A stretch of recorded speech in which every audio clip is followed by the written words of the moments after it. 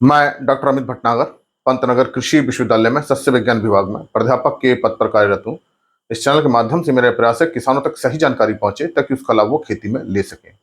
आज जो मैं बात करना चाहता हूँ ये है कि जड़ों की बढ़वार के लिए हम सभी खाद देते हैं, नाइट्रोजन, फास्फोरस, पोटेशियम। इसके साथ साथ हम माइक्रोन्यूट्रिएंट्स भी देते हैं, लेकिन जड़ों की उतनी अच्छी बढ़वार नहीं हो पाती है। तो हम ऐसा क्या दें खाद उर्वरकों के अलावा कि जड़ों की बहुत अच्छी बढ़वार हो और वो प्राकृतिक भी हो। तो ऐसा क्या हमारे पास प्राकृतिक स्रोत हो सकता है जिससे हमारी मिट्टी भी अच्छी रहे और जड़ों की बढ़वार भी हो? आज मैं इसी बात पे चर्चा करूंगा।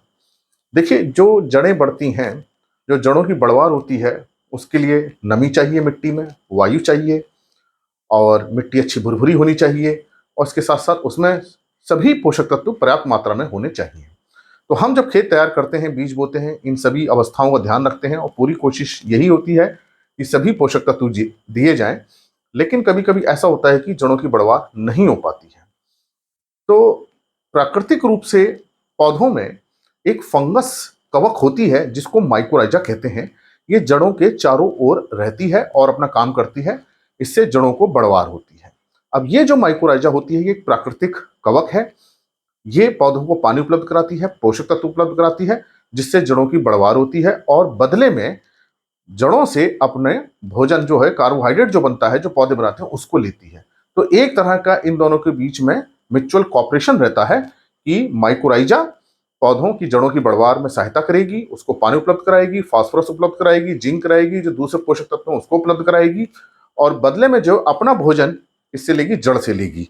तो ये एक कॉपरेशन है दोनों के बीच में। इसको हम ऐसे समझ सकते हैं, मान लीजिए जड़ है और ये मिट्टी में रहती है प्राकृतिक रूप से। अब ये जो माइक्रोराइजा है इसके जड़ के चारों तरफ अपना कवक तंतु जो होता है, जो माइसीलियम होता है, अपना जाल बना लेती है और इस तरह से जड़ों की बढ़वार होती है। तो वास्तव में जो जड़ यहां तक थी, जो जड़ की बढ़वार यहां तक होती, अब फंगस इसके चारों तरफ हो गई तो जड़ों की बढ़वार यहां तक हो गई है। तो अब यहां से सारे पोषक तत्व ले लेगी, जल ले लेगी और कहां तक पहुंचाएगी? जड़ों को पहुंचाएगी। जड़ें पत्तियों को पहुंचाएंगे तो उससे इससे पौधे की बढ़वार बहुत अच्छी होगी। तो ये जो फंगस होती है, कवक होती है, इसको बोलते हैं माइकोराइजा। तो प्राकृतिक रूप से ये पाई जाती है, लेकिन हमारे जब खेतों में कम हो जाती है तो फिर हमें इसको बायो फर्टिलाइजर के रूप में देना चाहिए। तो माइकोराइजा एक जैव उर्वरक है जिसका हमें हर फसल में प्रयोग करना चाहिए। इसके अच्छे रिजल्ट्स मिलते हैं, जड़ों की इससे बहुत अच्छी बढ़वार होती है। तो ये एक प्राकृतिक है जिसको बायो फर्टिलाइजर के रूप में बनाया गया है। अब इसका जो हम बीज उपचार भी कर सकते हैं, या हम सीडलिंग अगर कोई बोते हैं, नर्सरी बनाते हैं तो नर्सरी की जड़ें डुबो सकते हैं, पौध की जो हम ट्रांसप्लांटिंग करते हैं उस पौध की जड़ों को, या हमने अगर बुआई के समय हम खेत में डाल सकते हैं। तो अच्छा ये होगा कि हम बुआई के समय इसको खेत में डालें, खेत तैयार करते समय। लेकिन अगर आपने बुआई के समय इसको नहीं डाल पाए हैं या इसकी जानकारी नहीं थी, तो अभी अगर आपने बुआई कर ली है तो उसके बाद इसको डाल करके सिंचाई कर दीजिए, या बारिश का मौसम है, बारिश के पानी के साथ ये नीचे पहुंच जाएगी। तो वैसे तो बेस्ट रिजल्ट इसका तब मिलता जब हम इसको बुआई के समय देते हैं। तो अगली फसल जब भी आप बोएं तो इसे बुआई के समय खेत में हमें देना चाहिए। और ये 3 से 4 किलो माइकोराइजा को करीब 50 से 100 किलो, 60 किलो, 70 किलो गोबर की खाद, जिसे हम FYM कहते हैं, इसमें मिला दीजिए और 1 एकड़ खेत में इसको बिखेर दीजिए और जुताई कर दीजिए। तो जब ये खेत में आ जाएगी तो जैसे ही पौधा इसका बीज का जर्मिनेशन होगा, बीज से जड़ें निकलेंगी, ये अपने आप ही जड़ों पे आ जाएगी और अपना काम करना शुरू कर देगी। या इससे हम बीज उपचार भी कर सकते हैं। बीज उपचार करने के लिए कम जरूरत होती है, ये काम हमें बुआई से पहले करना है। बीज उपचार के लिए करीब ये 20 से 25 ग्राम माइक्रोराइजा की 1 किलो बीज, प्रति किलो बीज की आवश्यकता होती है। इससे हम उपचारित कर सकते हैं। तो ये तरीका है कि जब हमको बुआई से पहले इसको कर देना है, खेत तैयार करते समय कर देना है, तब इसका बहुत अच्छे रिजल्ट्स आते हैं।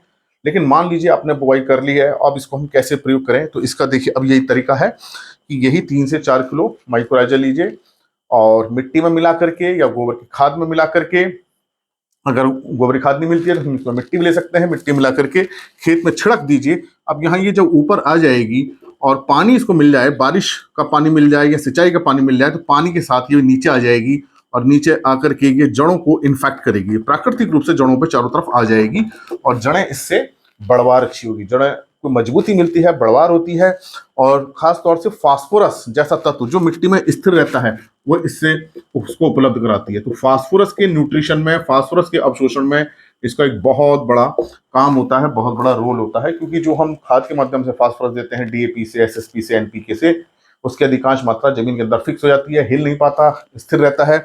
ये फंगस वहां तक पहुंच जाती है, क्योंकि ये तो इसका माइसीलियम होते हैं, थ्रेड होते हैं, वो बढ़ते बढ़ते वहां तक फास्फोरस तक पहुंच जाते हैं और अपने अंदर लेकर के जड़ तक पहुंचा देते हैं, जड़ इसको फिर पूरे पौधे तक पहुंचा देती है। तो ये एक बहुत अच्छा काम है इसका। इसके साथ साथ जो दूसरे तत्व है जिंक है उसको भी कराती है, पानी के अवशोषण को बढ़ाती है, तो दूसरे मिट्टी के अंदर तत्व है उसको भी उपलब्ध कराती है, लेकिन इसका बहुत अधिक फायदा फास्फोरस के रूप में मिलता है। तो हमको अपने खेतों में माइक्रोराजा का प्रयोग करना चाहिए। जहां ये जैव उर्वरक उपलब्ध है इसको प्रयोग करें। अगर अभी आपने बुआई के समय नहीं डाला है, बुआई की वो ज़्यादा दिन नहीं हुए हैं, ज़्यादा समय नहीं हुआ है, तो आप इसको छिड़क दीजिए और मिट्टी में, लेकिन इस बात का ध्यान रखिए अगर बारिश हो जाती है तो बारिश के पानी के साथ नीचे चला जाए। अगर बारिश नहीं हो रही तो सिंचाई के समय इसको डाल दीजिए, फिर सिंचाई के पानी के साथ ही नीचे तक पहुंच जाएगा। तो ये एक प्राकृतिक है, बायो फर्टिलाइजर है, जैविक है। इसको हम खेत में प्रयोग करेंगे तो ये बढ़वार तो अच्छी होगी, साथ साथ ये मिट्टी की भौतिक दशा को भी सुधारती है, मिट्टी की संरचना में सुधार लाती है, एग्रीगेशन बढ़ता है, मिट्टी के अंदर भुरभुरापन आता है, तो मिट्टी पे भी इसके अच्छे प्रभाव आते हैं। तो फसल भी अच्छी होती है, क्योंकि ये फंगस है, मिट्टी के कणों को बांधने का काम करती है, मिट्टी को बांधती है, तो मिट्टी की संरचना में सुधार होता है, तो मिट्टी पे भी इसके पॉजिटिव रिजल्ट्स होते हैं, अच्छा परिणाम इसका आता है। इसलिए आप इसको प्रयोग करें और फसल को फायदा होगा, मिट्टी भी अच्छी रहेगी और इससे हमारा उत्पादन भी बढ़ेगा। तो आप समझ गए होंगे कि जड़ों की बढ़वार के लिए हमें माइक्रोराजा का प्रयोग करना चाहिए। कितनी मात्रा प्रयोग करनी है वो मैंने आपको बताई है, और ये आप प्रयोग करेंगे तो निश्चित रूप से देखेंगे कि हमारी खेती में अच्छे रिजल्ट्स इसके मिलेंगे। इसी प्रकार के लेक्चर्स को देखने के लिए कृषि किसान प्लेलिस्ट देखिए, और अगर चैनल सब्सक्राइब नहीं किया तो सब्सक्राइब कीजिए। धन्यवाद।